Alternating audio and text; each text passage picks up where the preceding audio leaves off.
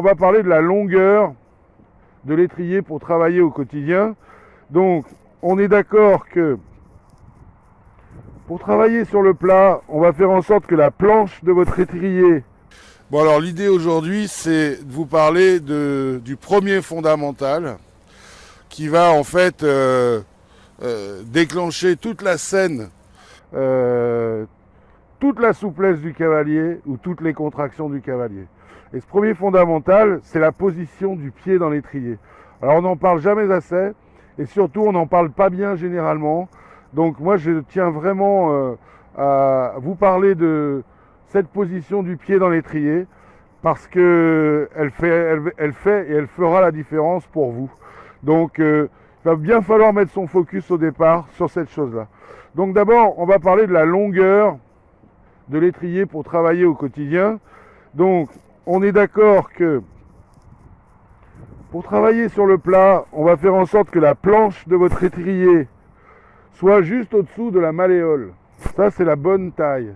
Quand on va sauter, on va mettre l'étrier, au niveau de la malléole. Et si on doit sauter très gros ou aller vite, à ce moment-là, on va le mettre juste au-dessus de la malléole. Donc ça, c'est très important. Ok. Ensuite, là, on voit que l'étrier est au-dessous de la malléole. Qu'est-ce qu'on va faire? On va regarder comment on le chausse cet étrier pour obtenir de la stabilité, que la jambe se mette en place correctement et surtout que le dos soit relâché au bon endroit. Alors, le pied, quand on chausse son étrier, ce qui est très important, c'est que la branche interne touche juste derrière cet os qui se trouve ici. Et vous voyez bien que la branche, elle colle le pied du cavalier. Ensuite, ce qui est important de faire, c'est que la branche externe soit au niveau du petit orteil du cavalier. Voilà, ce qui va en fait permettre à ce que cet étrier soit parfaitement perpendiculaire au cheval. Voilà, très très très important, ça c'est vraiment la base. Si vous avez un étrier chaussé ici, vous allez provoquer de la raideur. Si vous avez un étrier chaussé ici, vous allez manquer de souplesse d'amorti. Si l'étrier est comme ça, vous allez avoir une jambe qui va être bloquée, qui ne va pas pouvoir fonctionner correctement et qui parfois va gêner son cavalier. Donc bien, très important, on chausse l'étrier contre le pied du cavalier par rapport à la branche interne, la branche externe au niveau du petit orteil, et à ce moment-là, on est parfaitement perpendiculaire. Ensuite, ce qui est très important de voir, c'est que quand Axel va regarder son pied, par l'endroit, en passant par son genou, elle doit voir juste le bout de sa semelle. Si elle est là, elle est trop en avant. Si elle est là, elle est trop en arrière. Si elle est naturelle, et qu'elle regarde en haut et qu'elle voit juste le bout de sa semelle, à ce moment-là, c'est OK. Alors à partir de là, ce qui est important de savoir, c'est que la jambe, comment elle va fonctionner? En avant, quand on va devoir bouger les épaules, à la sangle, c'est-à-dire sous l'axe du centre de gravité du cavalier, là où il est posé sous ses fesses, ça c'est pour l'impulsion, pour vers l'avant, et vers l'arrière, ça c'est pour mobiliser les hanches si on en a besoin. Voilà. Donc la jambe, elle n'est pas bloquée. Attention, ce qui est important, c'est que le cavalier doit apprendre à marcher, à trotter et galoper sans serrer ses jambes. On nous dit toujours, mettez des jambes, mettez des jambes. C'est faux, le cheval s'endort à la jambe. Donc la jambe, elle pose naturellement. Et elle va agir par touche. Et comme dirait Andy Boots, il a une image qui est très juste. Il dit que l'action de jambe commence par cette graduation-là, à savoir les poils, la peau, le muscle et l'os. Donc, si on a déjà la jambe dans le muscle, on perd tout un panel d'actions précises et fines. Le cheval répond mieux à une mouche qui se pose sur son poil qu'à un point qui lui rentre dans les côtes. Voilà. Il va réagir beaucoup plus par rapport au toucher du poil par la mouche. Voilà, pour la petite histoire. Alors, si cette jambe est en place comme actuellement, ce qui va se passer, c'est que la cuisse va être sur le plat.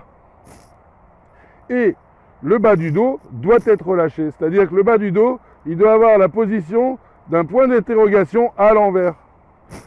Trop de cavaliers creusent le dos ici, ce qui est une erreur totale. Vous allez creuser le dos de vos chevaux parce que vous allez vous bloquer. Tous les grands cavaliers se tiennent droit ici, d'accord, et relâchent le bas du dos. Si vous ne relâchez pas le bas du dos de votre cheval pourra pas passer, pourra pas fonctionner. Voilà, ça c'est la chose très très importante. Ok, alors quand on va se mettre en équilibre, tu vas déjà te mettre en équilibre, un petit peu plus tes fesses. Voilà, là elle met plus de poids dans la selle, elle est en équilibre. Alors elle sourit parce que sinon on va croire qu'elle force. D'accord?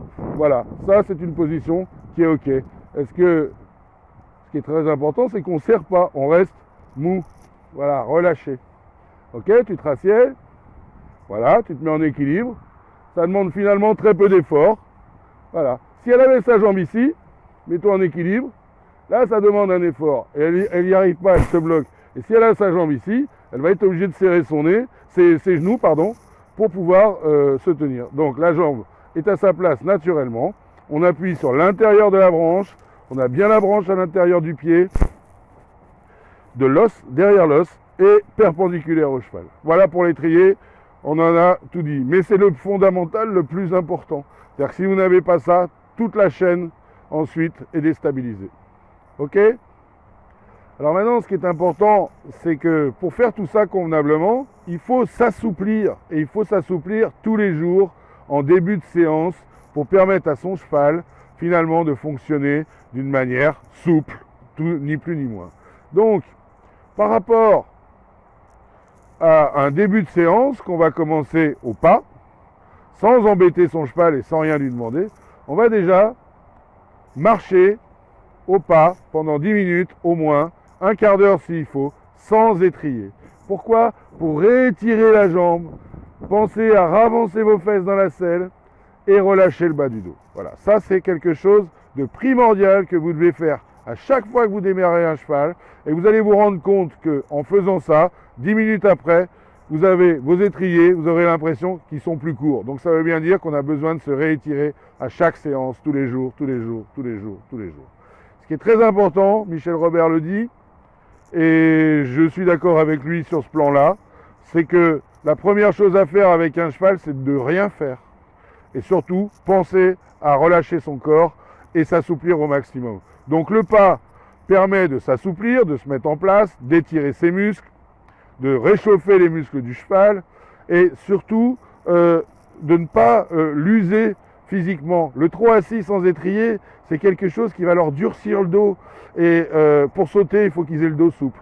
Donc il faut faire attention. Donc moi, ce que je conseille, et ce que je pratique, et ce que je fais pratiquer à tous les élèves, c'est de commencer le pas sans rien demander à son cheval, avec une jambe totalement relâchée et un corps qui va finir d'accompagner le cheval parce qu'il va être naturellement relâché. Et pour ça, il faut une dizaine de minutes en général. Voilà, donc tu vas nous faire ça déjà un petit peu au pas autour de nous. Et tu vas surtout rien demander à ton cheval. Et toujours penser à réavancer tes fesses et t'asseoir sur les ischions. Voilà, régulièrement, tu réavances tes fesses. Et là, tu vas t'apercevoir que le dessus de la cuisse, qui se trouve là, juste là, oh là. Donc, bien avancer ses fesses jusqu'à ce que la jambe soit réattirée comme ça un petit peu pour la faire se réétirer vers le bas. Donc régulièrement, c'est ce qu'on va faire au départ. Et surtout pas embêter le cheval. Par la même occasion, ce qu'on va faire, c'est qu'on va faire des grands cercles avec ses chevilles. D'accord ? Voilà, les plus grands possibles, parce que la souplesse de la cheville est très importante en équitation. Elle amortit, elle permet de ne pas faire mal au dos des chevaux, elle permet de garder sa stabilité. Donc bien assouplir ses chevilles. Très très important. Donc on tourne dans un sens et dans l'autre. Voilà, et surtout pas le faire qu'à une seule main. Parce que les gens en général, les cavaliers en général, quand ils détendent un cheval, ils ne font pas suffisamment attention au fait de marcher des deux côtés, une fois à main droite, une fois à main gauche, pour que le cheval s'échauffe et que notre corps s'échauffe des deux côtés. Voilà. Et puis là, petit à petit, ce qu'on va faire, c'est avancer un peu ses épaules, s'étirer. Voilà. Alors pourquoi? Parce que déjà, le cheval, ça lui fait du bien, ça le décontracte et ça le concentre aussi sur ce que vous êtes en train de faire. Donc vous ne demandez rien. Et vous avancez vos épaules, vous reculez vos épaules, vous étirez vos bras en arrière, vers le haut. Voilà. Donc là, on va déjà commencer une séance avec un cheval. Ça, c'est un étalon de 6 ans, avec une cavalière de 13 ans, et qui a beaucoup de sang, mais qui commence sa séance sans être contraire aux demandes de son cavalier. Donc ça, c'est très important, c'est le rendre complice dès le début. Voilà, il faut toujours penser dans une séance ou quand on va voir son cheval que le cheval doit se sentir mieux avec vous plutôt que sans vous. Voilà. Alors il ne se sent pas mieux avec vous en lui donnant des carottes et en le considérant comme un chien-chien. Il se sent mieux avec vous quand vous êtes connecté et concentré sur les choses que vous allez faire. Et les choses doivent toujours être simples. Voilà. Ok, donc tu vas t'arrêter. Ça, vous allez le pratiquer aux deux mains pendant une dizaine de minutes. Tu vas rechausser tes étriers. Voilà, convenablement. Ce qui va être très important, c'est de garder son focus sur la position de son pied dans l'étrier. C'est la base des bases, des bases, des bases, des bases. Si l'étrier venait à changer de place, pour quelque raison que ce soit, il faut prendre le temps de s'arrêter, de le remettre correctement au départ. Et ensuite, quitte à se servir de ses mains pour le remettre en place. Très très important.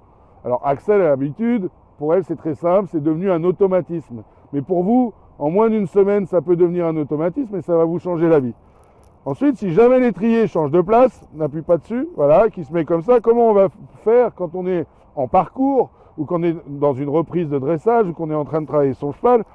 Bien finalement, mettre ses mains et se baisser, on va gâcher tout le système et on ne va pas pouvoir toujours le faire. Donc on va avoir un truc très simple, on va appuyer l'étrier contre l'épaule pour qu'il se remette à sa place. Vous allez déchausser vos étriers et les remettre convenablement autant de fois, voilà, et bien vérifier que la branche interne touche la botte à l'intérieur. Voilà, extra. Et bien maintenant, il est temps de mettre en application tous ces points très importants. Si vous mettez votre focus pendant 8 jours sur ces choses très simples, eh bien dans 8 jours, c'est acquis définitivement. Donc à vous maintenant, à cheval, et à la semaine prochaine.